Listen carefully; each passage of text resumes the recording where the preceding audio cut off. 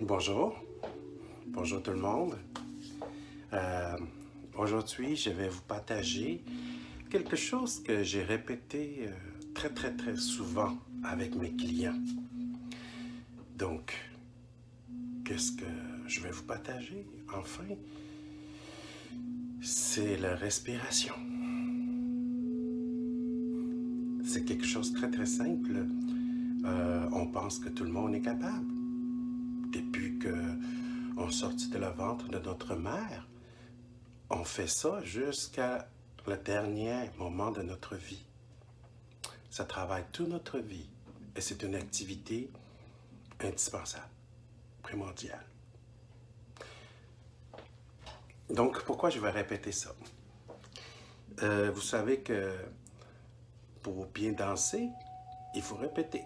Pour bien chanter, il faut répéter. Et pour bien vivre, il y a certaines choses, il faut répéter aussi. Donc, respirez. Et je ne sais pas si vous avez remarqué, si vous avez la chance de remarquer, et quand vous vivez une émotion, quand vous êtes dans une situation urgente ou dans une situation excitante, dans toutes sortes de situations, et votre respiration ne sont jamais pareilles. Ça se peut. Pensez à ça. Mais pourquoi votre respiration, il change quand la situation, vos émotions, ils changent?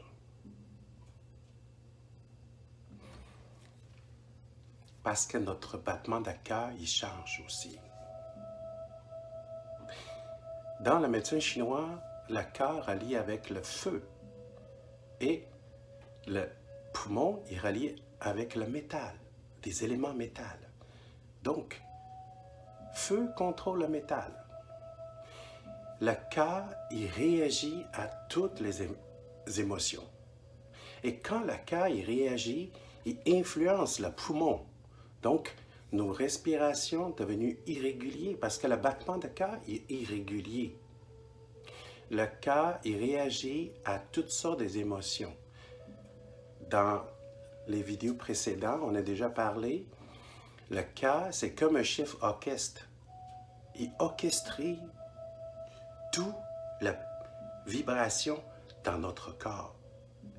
Et tous nos vaisseaux sanguins, ils battent avec le cœur en même temps pour aider le sang à y circuler.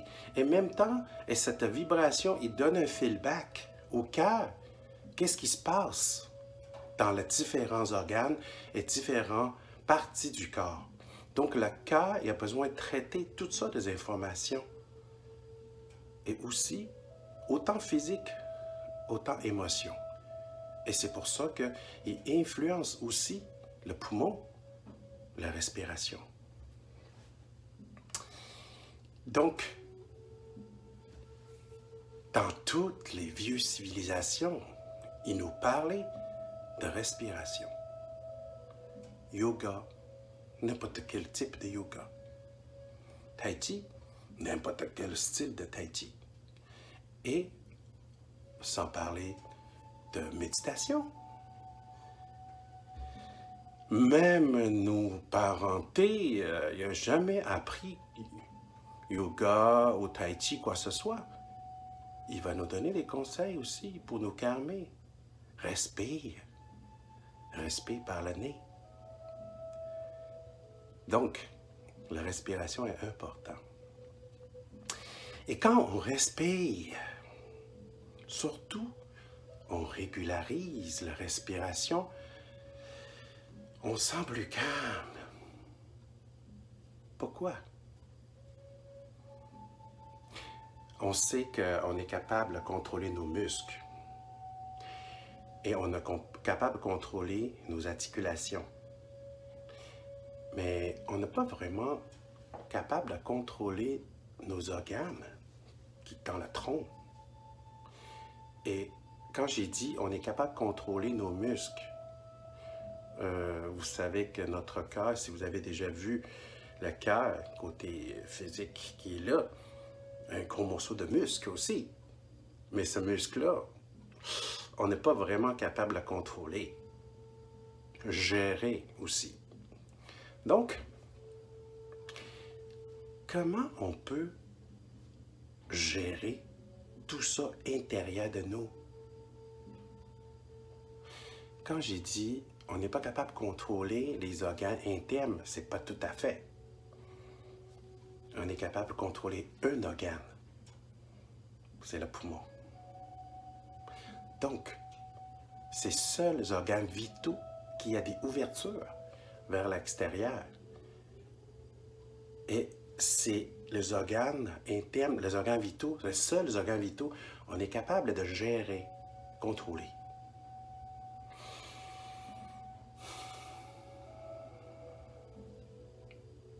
À part ça, les autres, difficile.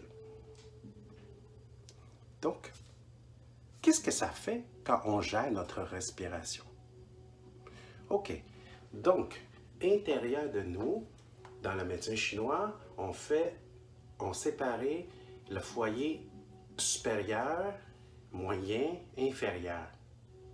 Donc, c'est comme 3 étages d'un condo, si vous voulez. Donc, mais le supérieur ici, là, il y a le cœur et le poumon. Donc, le cœur et le poumon, c'est les deux nobles qui habitent dans le penthouse, imagine. Hein? Ils sont des plus riches, plus importants. On dit, il est resté en haut. Parce que tout ce qu'en bas, c'est pour la digestion, tout entretenir, répondre à la besoin quotidien. Mais en bas, là, les maladies, on peut traîner. On peut attendre quelques heures, quelques jours, quelques mois, attendre l'opération, traîner quelques années, mais pas ici en haut. Des fois, c'est quelques minutes. Il ne peut pas arrêter. Il ne peut pas arrêter quelques minutes. C'est vital. Donc, ces deux-là, ils s'entendent bien, on peut dire. Hein? En gérer la respiration, on peut gérer l'abattement de cœur.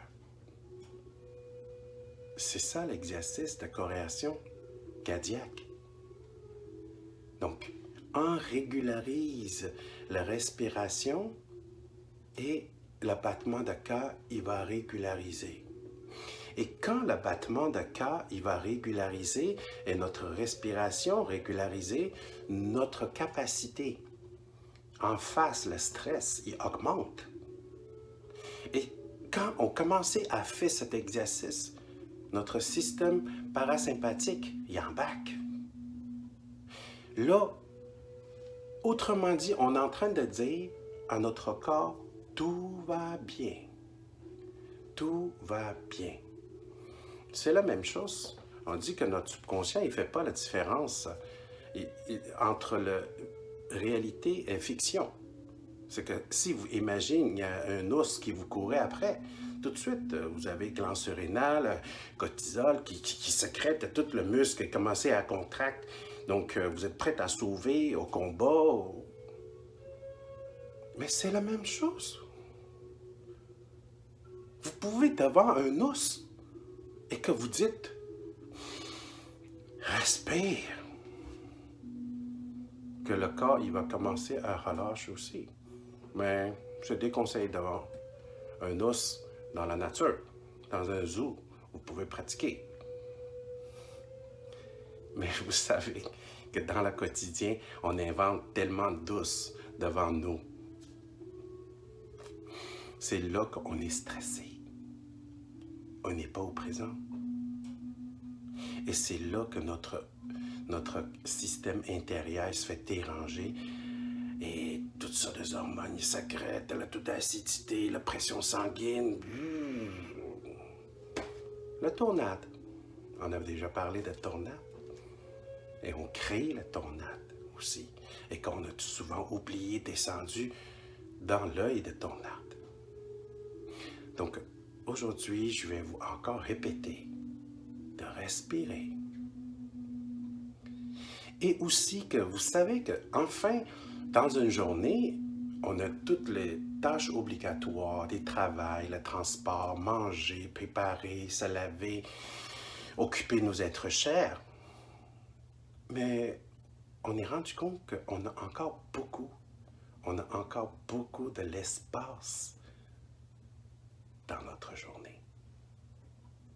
Qu'est-ce qu'on fait dans ce petit espace qui remplit entre les tâches? Est-ce qu'on est au présent? Est-ce qu'on est en train d'être dans le passé, dans le futur? Voum, voum, voum, voum. Après, le cerveau, hein? Vous savez que le cerveau, il prend à peu près 5% de poids corporel, mais il consommait minimum 30% de notre énergie. Minimum, ça veut dire que pas beaucoup d'activité là-dedans. Mais vous savez que nous sommes tous des gros consommateurs. Après, on sait pourquoi on est fatigué. Et dans la journée, on perd beaucoup d'énergie entre les différentes tâches, obligatoires. Comment on peut récupérer? Au lieu de consommer inconsciemment par l'automatisme, est-ce que c'est possible de servir, prendre l'énergie et s'investir? Oui. Concentrez sur votre respiration.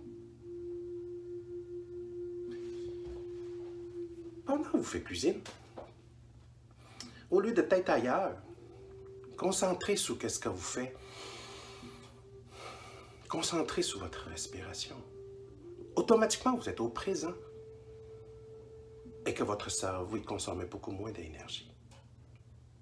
Et pendant que vous conduisez, vous n'êtes pas obligé d'occuper le trafic de l'autre côté de l'autoroute. Et s'il y a un accident, quoi que ce soit, que l'usine est en train de rénover, vous concentrez, gardez la distance, évidemment. Vous concentrez sur qu'est-ce que vous faites et vous respirez. Laisse tout ce petit moment vous nourrir et vous investir dans votre bien-être. Essayez ça et vous me direz.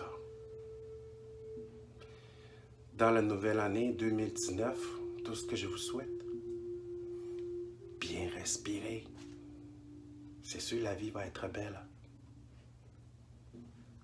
Bonne journée.